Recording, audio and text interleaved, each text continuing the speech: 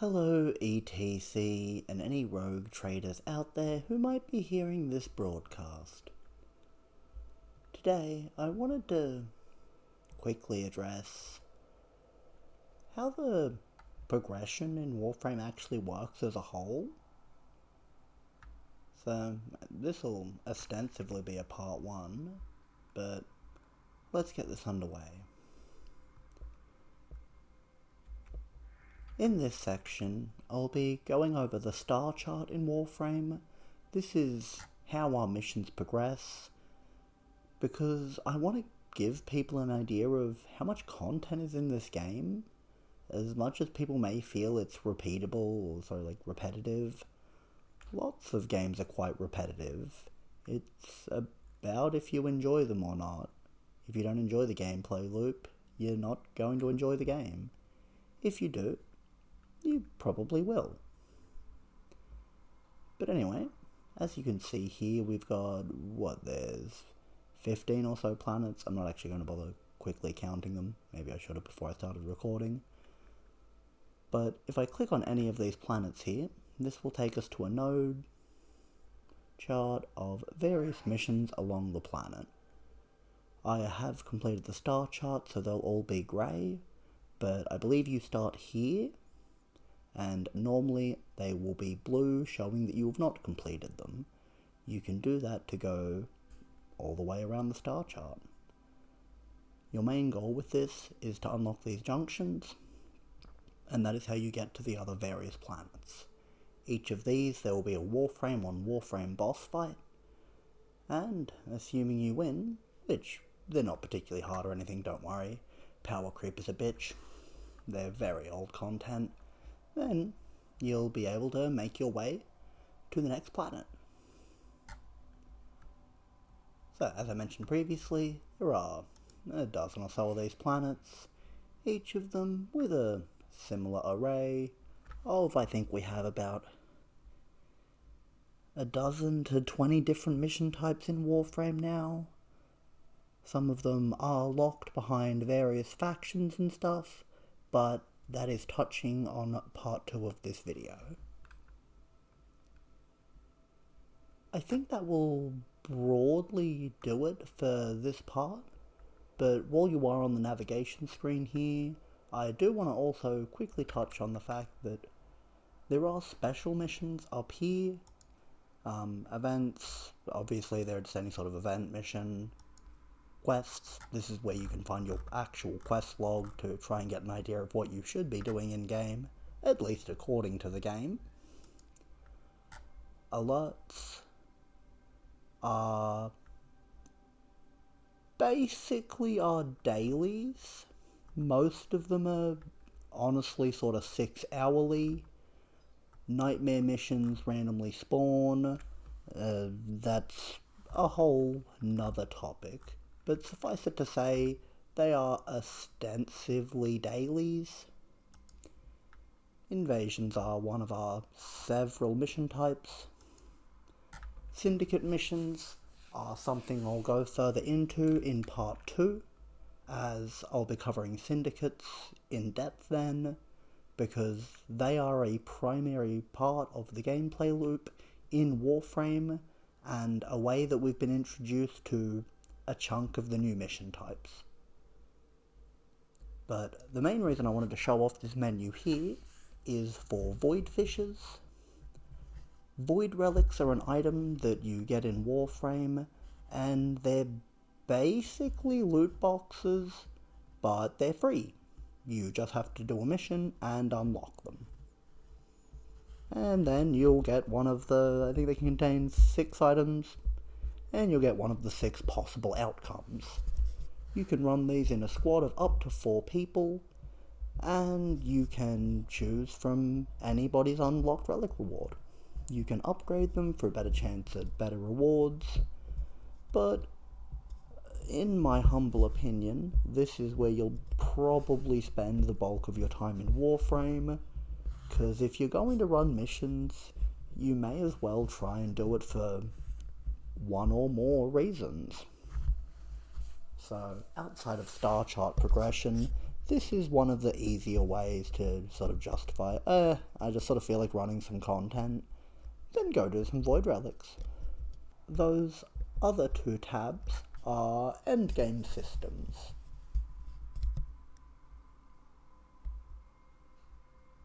I apologise, there is one more thing that I forgot to mention. This is also an endgame mechanic, but I think it bears mentioning. On your star chart, if you're just starting, you may not see this little badge symbol on the right here.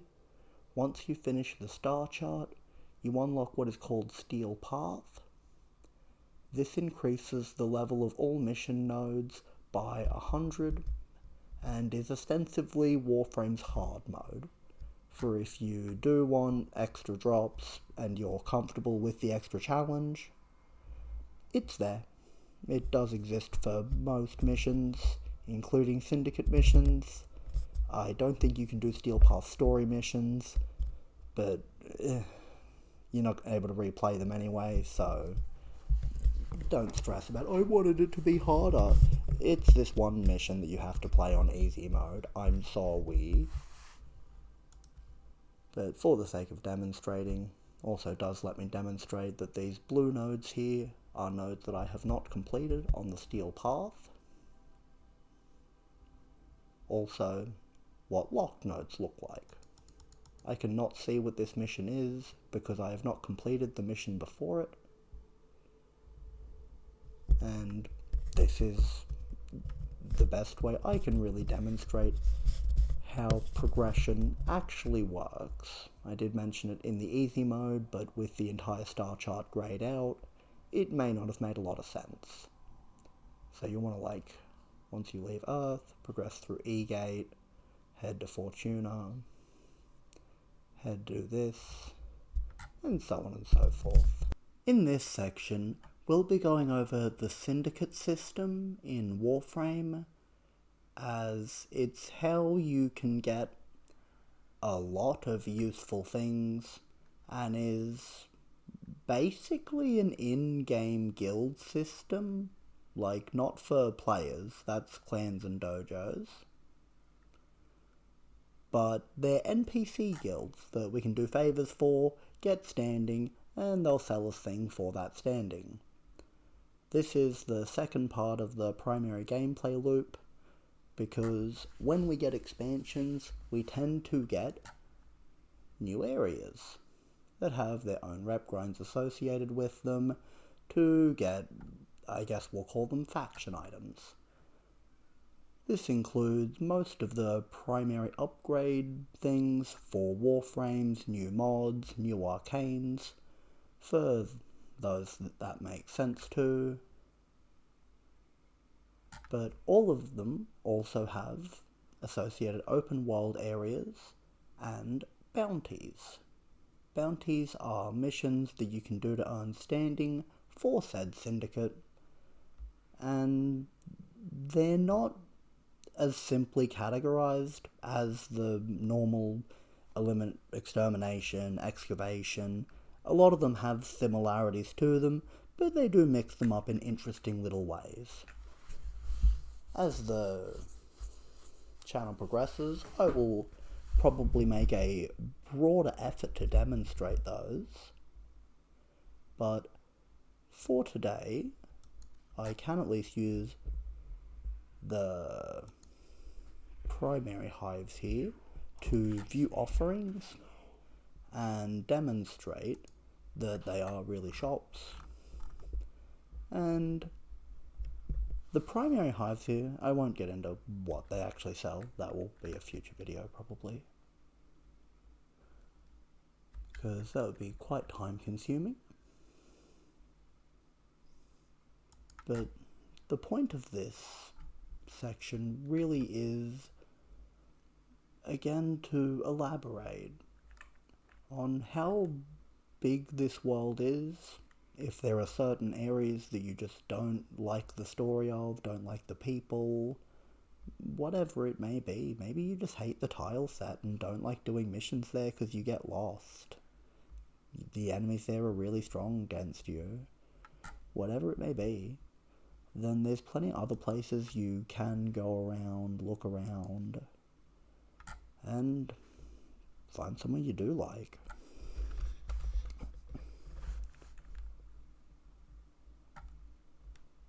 But also to sort of explain that a lot of people do view this game as quite grindy, and while that is true, I think it's better a system like this than it being completely RNG and just try and roll for it until you get it. Most things in this game can be bought from the game, and I don't mean for platinum or real money, I mean for standing. And anything that can't be, generally can be traded with players, because they'll give you a better rate than digital extremes. But honestly, I'll defend that. They're a business. If people want to support the game and have spare money, yada yada, that's its own issue.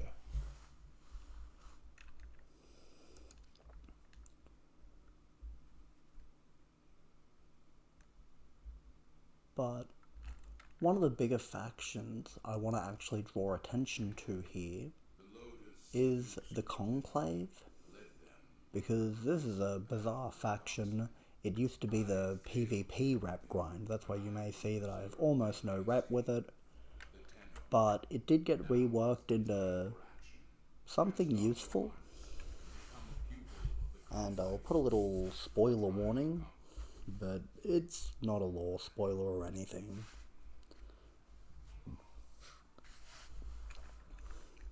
Tashin is an NPC within the game. You will meet him reasonably early on, and by the time you meet him it will become apparent that, okay, he's a cool guy. But as you can see here, from talking to Tashin here, we have these Steel Path Honours.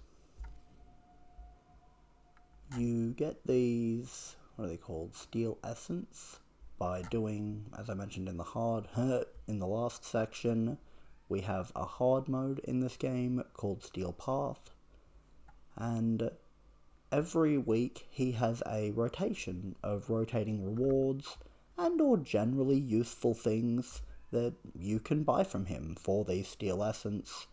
You just genuinely get them for participating in hard mode, so it just bears mentioning. And since we were talking about syndicates and factions, I figured I'd touch on it here.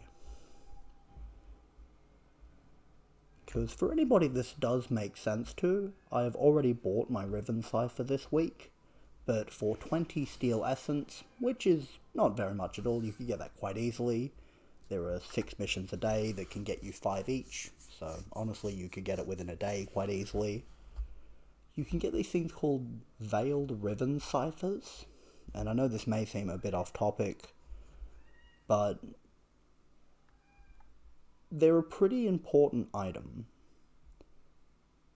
I don't like the final upgrading system of this game called Rivens. There used to be a black market mafia around RMT. I won't get into that, it's a black mark on Warframe's history, at least as far as I'm concerned. But they're special mods that can roll any sort of modifier. They're basically best in slot equipment that you can only wear one of per weapon. Once a week, Tashin sells a way to unlock them, and occasionally also does sell them, which can be quite valuable. So I won't go any further into that, that's a story for another time, but I figured that since he is a syndicate merchant, I would mention that he is here, and in my humble opinion, quite valuable, but it's hard to explain why. Thankfully, I guess this is one of the better weeks for genuinely explaining why he is valuable. Once a week he'll sell something special for 150 Steel Essence, This week it happens to be 30,000 endo, and for people who have played the game, they'll appreciate that that is a fairly nice amount of useful materials in-game to just sort of keep you ticking along on your Warframe journey.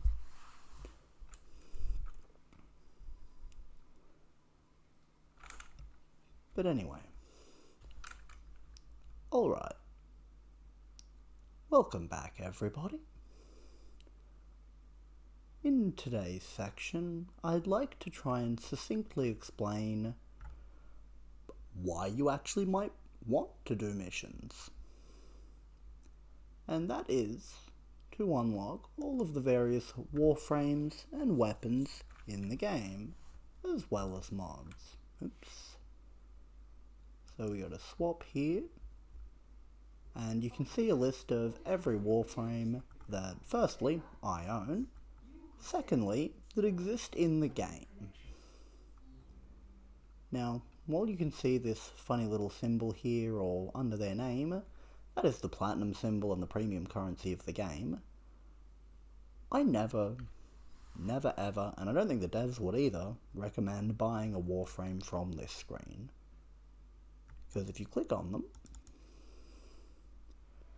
you can look here, and for some of them, they're tied to quests. Atlas was a bad example here. So I will go to Excalibur, and you can just buy their blueprint. And then you can get their components from various assassinations in the game.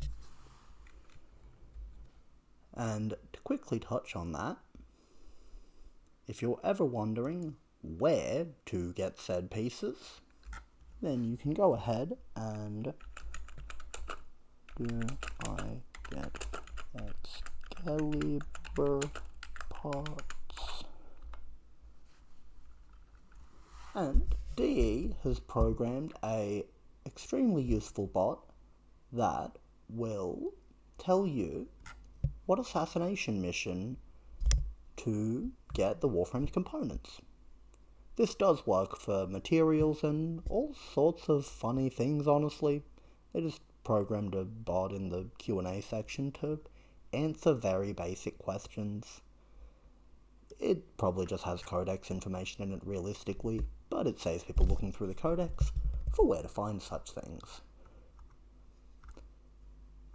So it is pretty simple to go through, find a warframe you like, find out how to get them, and then go get them. But to assist our warframes in combat, we have access to primary, secondary, and melee weapons, mostly. As you can see, there are other tabs here, but we'll save that for later, maybe future videos. We'll see how long this takes. But just like for warframes, you can go to swap to see a list of, I believe, every weapon in the game. There may be certain event weapons that don't show up here. Not 100 on that. I legitimately do believe it is a list of every weapon in the game. But same deal, you can purchase them and not have to build them. You can also see Auric and Catalyst there. We'll get into those momentarily. But again, you can just buy the blueprint, and guns don't even have components. They actually just take materials in the game that you get by completing missions. You probably incidentally can make them. So, it's pretty easy to go and find new weapons to improve your arsenal.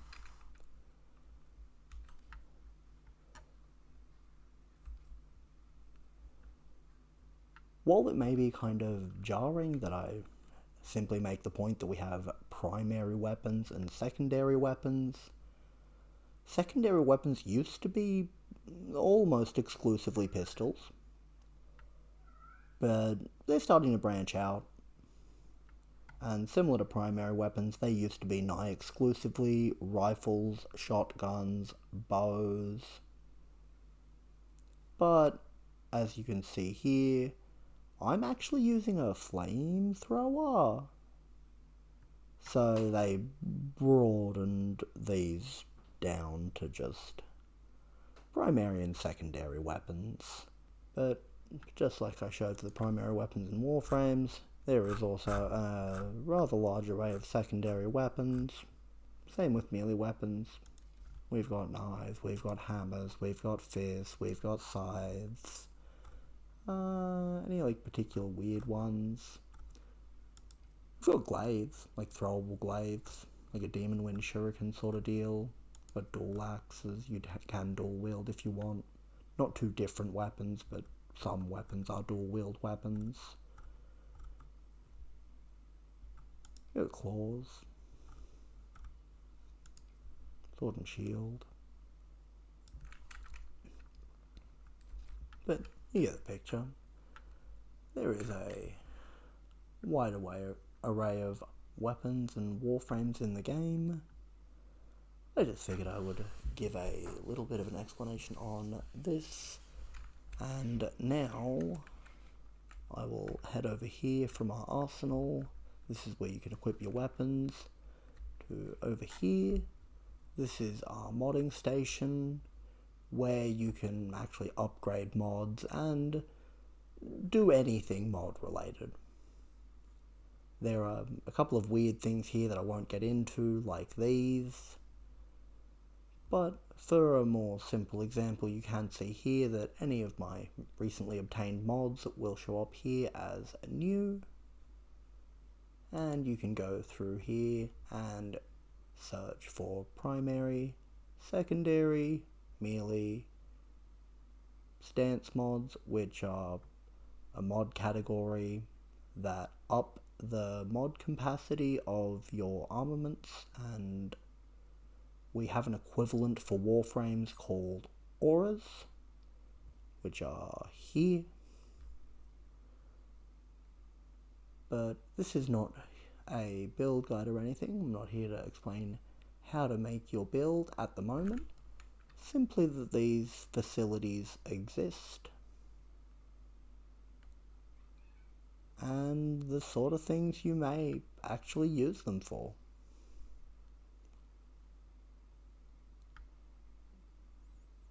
But yeah, anything I have to say on the station would get into quite muddy details. I suppose I can show off some basic stuff with, you can go here, and then if you click on any unleveled mod, you can see these little dark pips here. These are the amount of levels that you can put into them to upgrade them. No, I just want to work with the one of them. You can start fusing into it here. You can also do this in the mod screen in the armory. That was a recent change, so I didn't want to overwhelm you with information and sort of show that here. Thankfully, this also does now quite clearly demonstrate that this costs endo and credits. These are the basic currencies of the game. You get them by playing.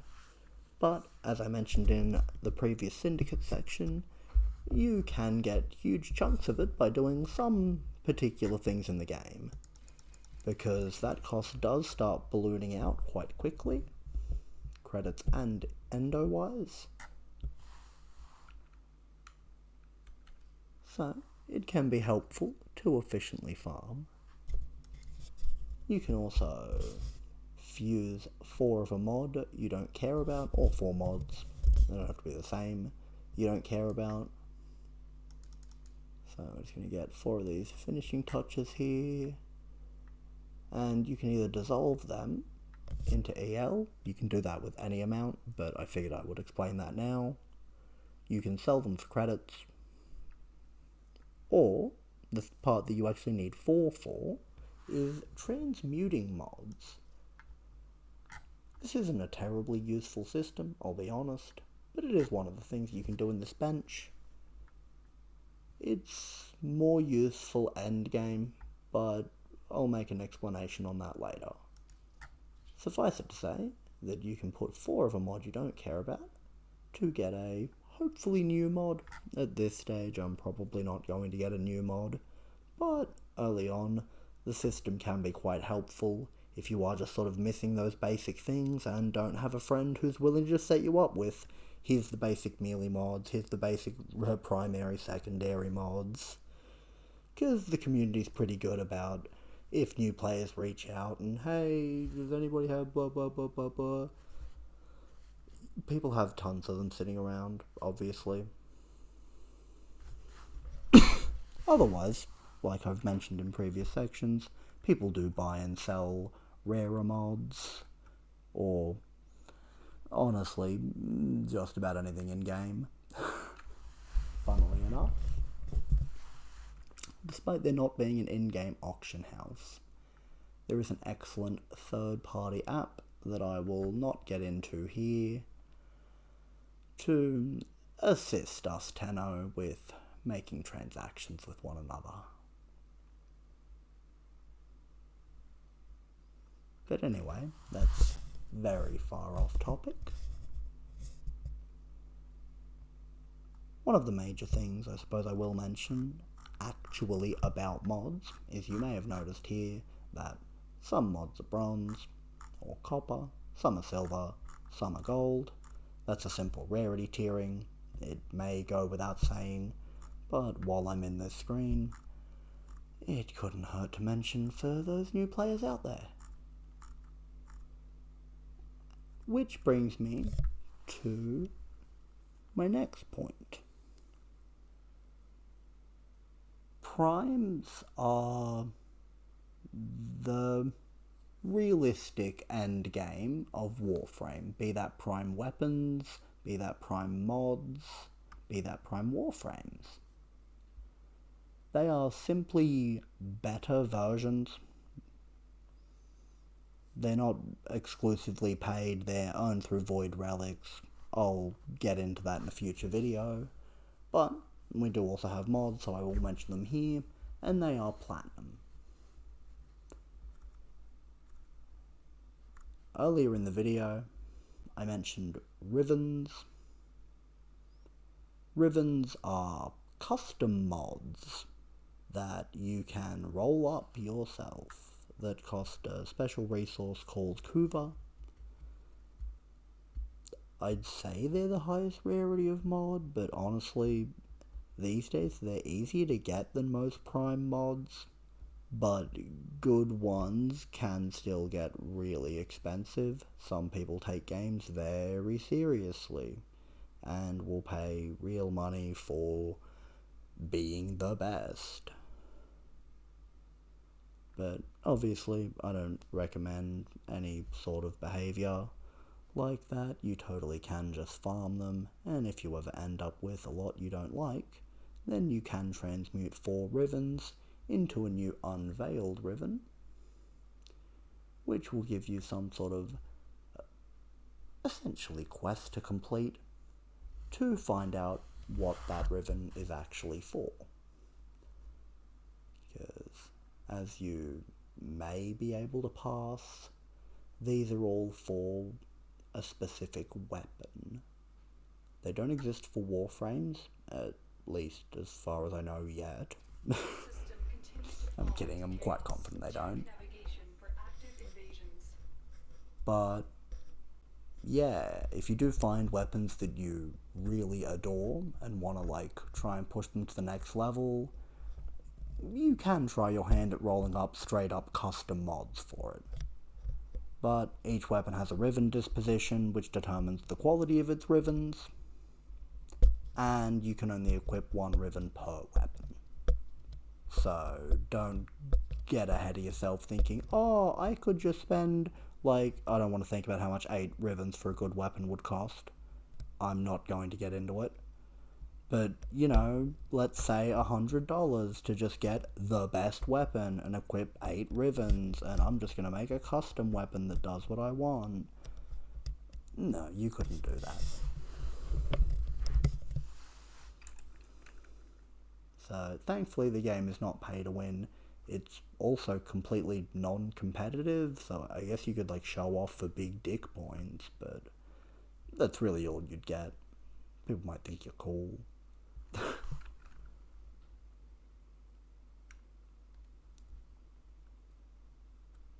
But anyway, that does do it for the little mod section of this. And these are also just gettable through doing missions. They're syndicate rewards. You get them for playing the game. If you actually do, that will become quite apparent. I won't get into very basic detail. But that's it for today's video, guys. I want to thank anybody who is out there watching and remind you all quickly to like, comment and subscribe, because it all helps with the algorithm, especially for a small channel like mine. So until next time, I hope you all have a great day, and I'll catch you all in the next video. Peace!